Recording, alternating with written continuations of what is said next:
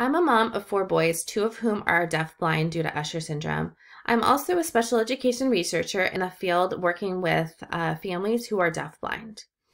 For families like mine, the first few weeks of remote learning were incredibly difficult. Not only was I juggling multiple priorities for our family and trying to work from home while trying to support my children while they were remote learning, I was also worried about whether or not my son was going to be able to receive his IEP services virtually and if he was going to be able to access the curriculum remotely. So what became really incredibly important, as it is always, is the flexibility and problem solving of the IEP team. So for children who are deafblind, they are a heterogeneous population. It's not a one-size-fits-all, and the individualized nature of an IEP is incredibly important.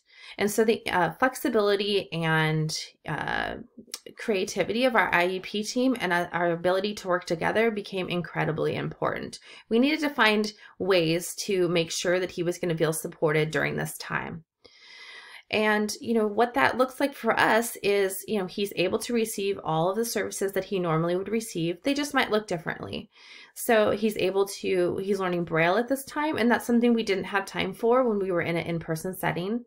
He's able to work on items related to the expanded core curriculum, career planning, working on skills related to independence, and what it looks like to be out in the community. Those are things that we just didn't have time for before.